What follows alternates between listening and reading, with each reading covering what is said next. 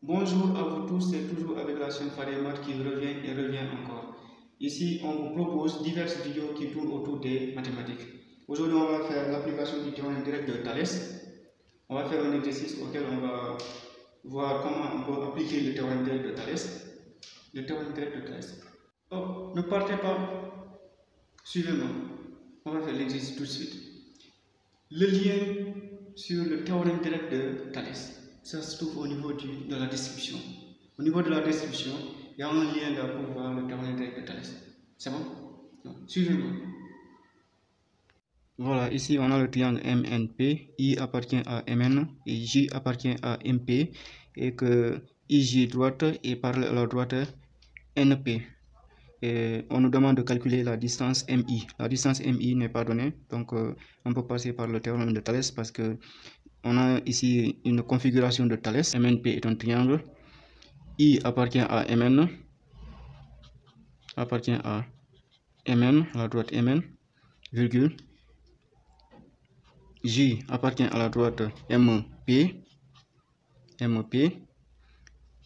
et IJ, la droite IJ est parallèle à NP.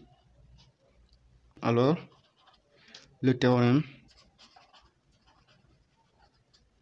de Thalès s'applique. Le théorème de Thalès s'applique, c'est-à-dire on aura les rapports égaux de Thalès, c'est-à-dire on va prendre les côtés du petit triangle d'abord.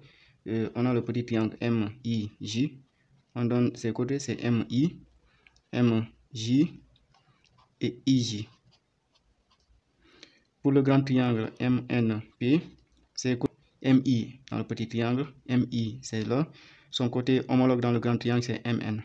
Donc MI en bas on met MN. MJ, c'est son côté homologue dans le grand triangle c'est MP. C'est bon? Et IJ, son côté homologue dans le grand triangle c'est PN. Après on applique ceci, c'est-à-dire rapport égaux de Thalès. Voilà, à partir d'ici, maintenant on peut les remplacer par leur valeur numérique. Ici, MI, on n'a pas de valeur numérique, c'est MI qui est demandé. Donc, on a MI, on le prend. MN est donné, c'est 6.